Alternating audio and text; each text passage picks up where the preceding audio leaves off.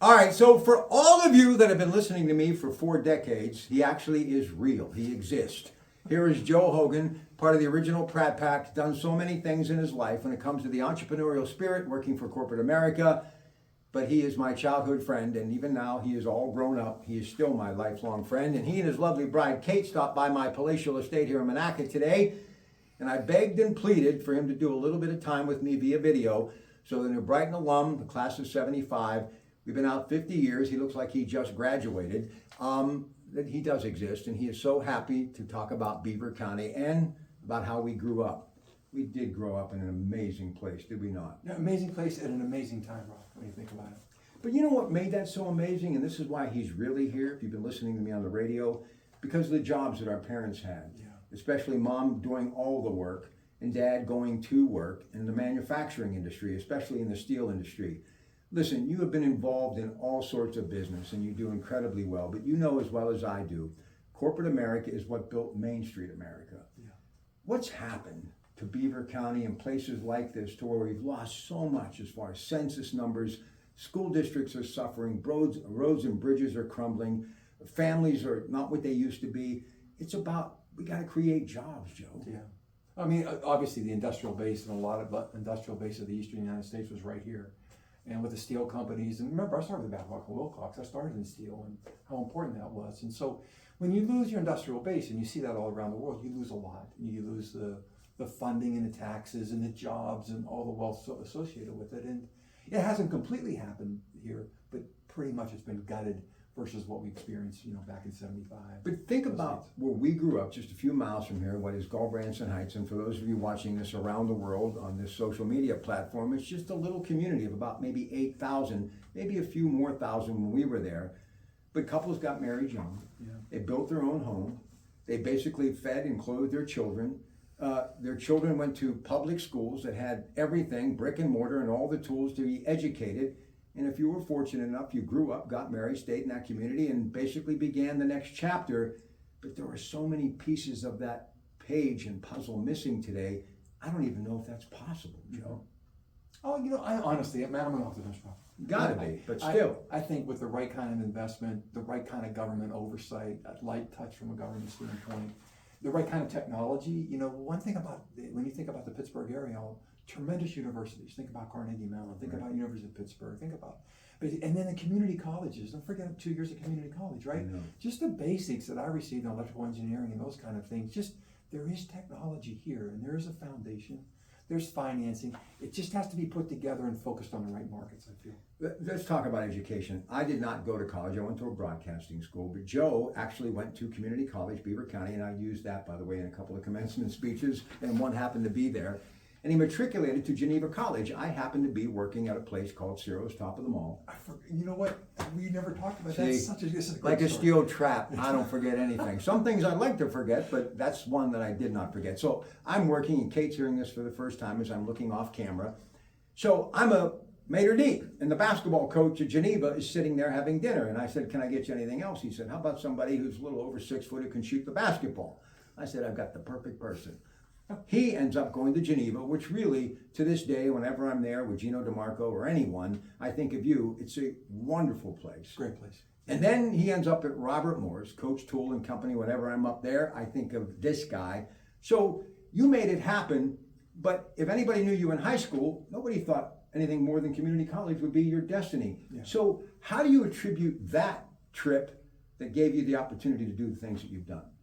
Well, actually, when you saw Coach Christopher at the restaurant that time, and he got me, I was going to go to undergraduate school someplace else, and when I had that opportunity to play at Geneva, I went there, Rob. But I always had an interest in business. You know that. We used to talk about it, and I had a chance to study it that way. And then I think you make breaks in your life, but you also get breaks that you didn't expect, and both those came my way over time. And so, but there is a good foundation. My parents were wonderful supporters for me to take those. And really, Joe and Donna were terrific people. And my sister Debbie, and great unit in that sense. So I think it just takes a lot, Rob. And there's luck associated with it. There's commitment. You know that in your own career. I mean, you and I used to dream of doing what we do today. See, you're still doing that. That's how you used to talk to me as a kid. Come on, get focused, pay attention. But man, I idolized you because you were everything that I knew that was good in the world. and I see you giving back and what you're doing now because of the corporate position, but more importantly, always wanting to make it better, especially someone's health. Invisalign, you're doing that, and obviously GE Healthcare. What about the healthcare situation with young people in our society? When we were growing up, we were never in the house. Yeah. We were always out playing basketball or swimming or riding our bikes. I worry about the youth of America, and this is just me. That's why I love sports so much and promoting sports. You gotta be active, and it worries me sometimes that our youth is not active enough in taking care of themselves physically and mentally.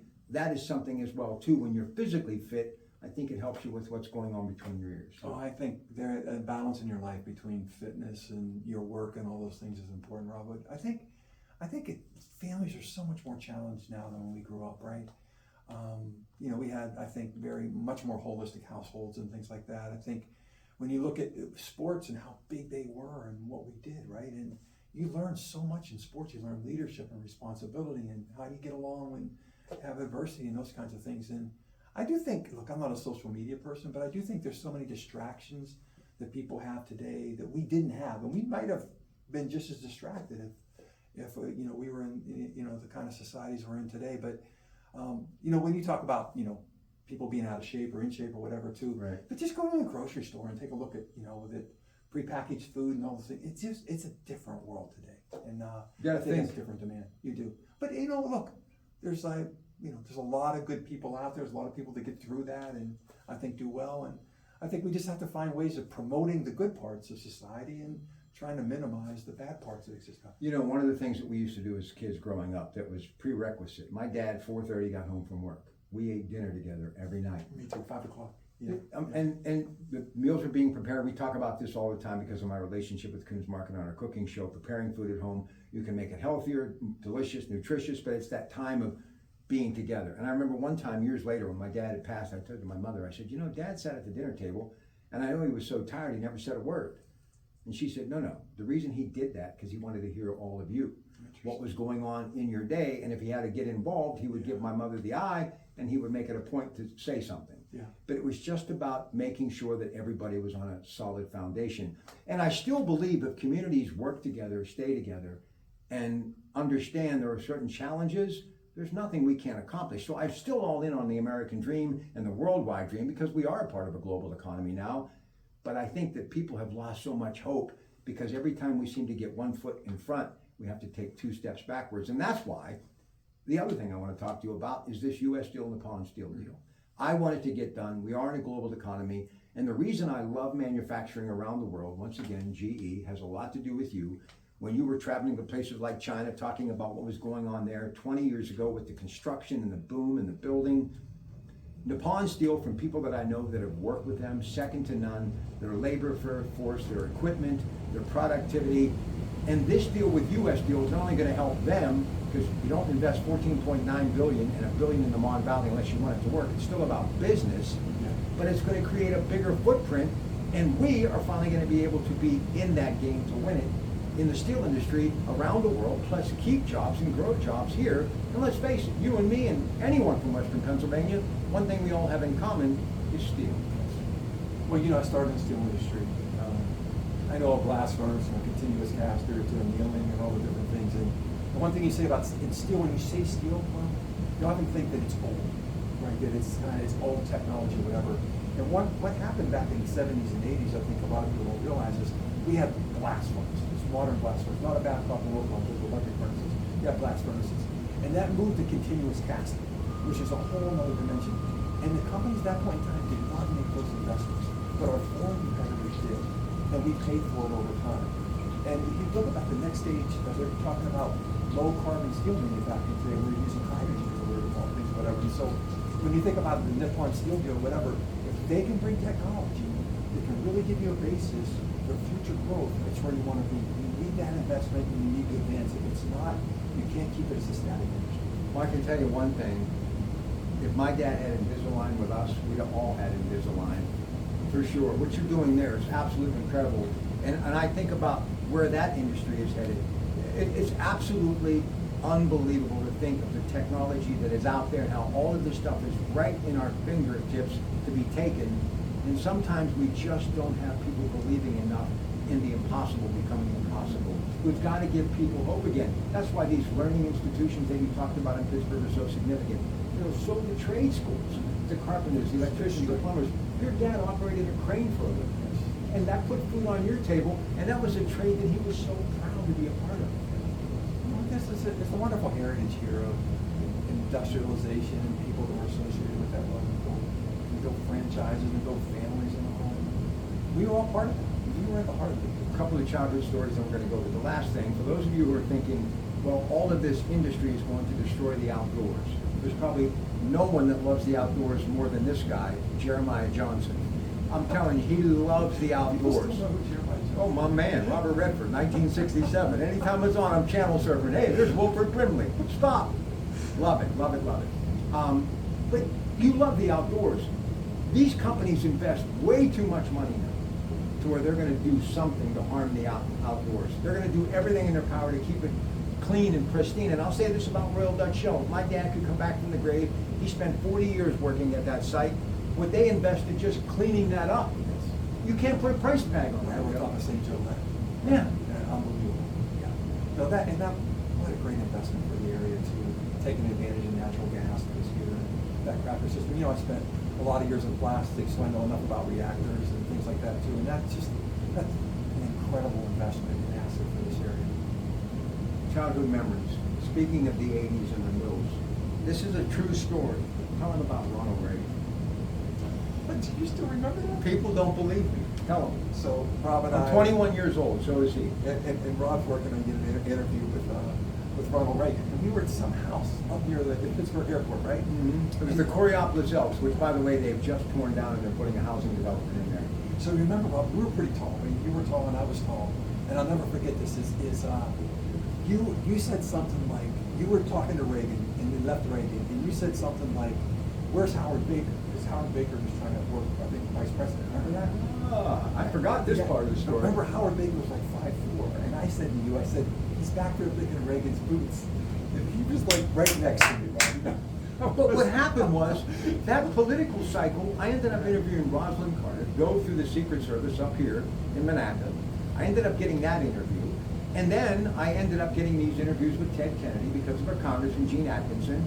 And then they heard it, and they said, would you like to interview Governor Reagan?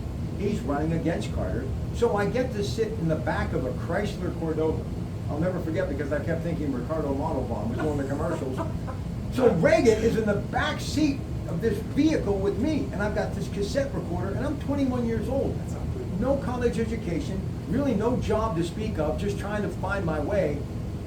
And he gives me this exclusive, and I get out of the car, and there's Deborah Fox, one of my friends who worked with Channel 4, and they're looking at me like, who's this kid?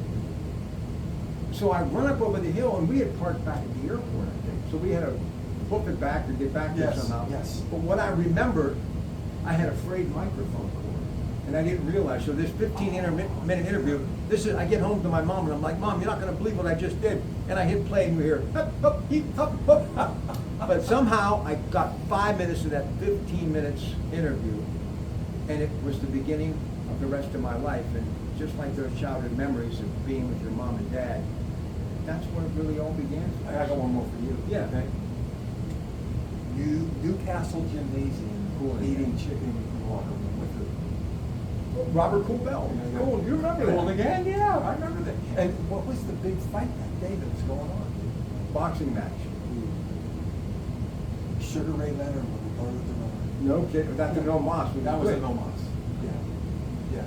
That was a. Let's just finish on your mom and dad real Yeah. quick. And Debbie, this beloved sister, the love of my life. The reason I love tennis to this day is because of her. We lost her tragically because of cancer. But his mom and dad, I actually was kind of like the adopted child. I probably spent more time there than you did. He would show up from school. I'd be, hey, Joe, good to see you. But your mom and dad, and I don't want to say the perfect couple, but I look back at my parents, and I have pictures of them here when they were engaged, St. Valentine's Day, 1948, their wedding. There was that love and that partnership there that your mom and dad were so far ahead of their time. They were in real estate a little bit, but they leaned on each other, and they made people feel welcome. And I can tell you, one of the last things your mom said to me when my life was kind of going in the wrong direction, she said, it'll all work out. You know? And when, at my toughest time, whatever it was, in business or life, which we all go through, I could hear Donna saying, it'll all work out. What about your mom and dad? Oh, great. I mean, I miss them. You know, as you get older, I think you just appreciate your parents more and more. And it's the biggest blessing you can have in life are two stable parents that truly love you. And, I miss them. Why are we still working? I know why I'm working. I'm trying to get a roof. Why are you working? You know, I think You love it. Yeah, I like building things, and you know, obviously the business that I'm in is, I think it's a very important business and has a great runway to it. And I can make a contribution. And when I think I really can't contribute anymore, I know that I'll be done. But you know, I love working. I love teams. And I grew up that way, and I love technology. And you know what I do today, all those things are combined. So I feel good about it. Well, you look good, and you got a wonderful bride. I'm so pleased to meet her, even though she's probably a Cubs and a Bear fan from Chicago, but that's okay. Isn't it amazing, those sports, how it kind of brings us all together? What do you make of this WNBA? I love it. Look, I think it's amazing. It is. And you think about how much better that talent now is than it was 10 years ago. It's incredible. But this sports in general, just the way that it's ignited all over the world. The only thing that concerns me about sports, and I'll shut up. I know, shut up. I'm loving it. I think at times it's becoming too statistically oriented anymore. It's almost like the Moneyball piece. We all know about that story and how it worked or whatever. But I think so many sports teams now rely on statistics and you just hope that people can get back to that kind of muscle memory of just playing the game and not have to be held together by statistics. This entire interview, somebody's going to say, he was wrong. It wasn't Wilford Brimley. It was Will Greer with Robert Redford. I had to keep talking until they came back, okay? Well, I'm sure they'll. We're growing up on Branson Heights, all those guys, Mark Nemisak, Danny Sheets, all of them. I mean, we were such the original Brighton boys. There was the upper hill, the lower hill. We did everything together.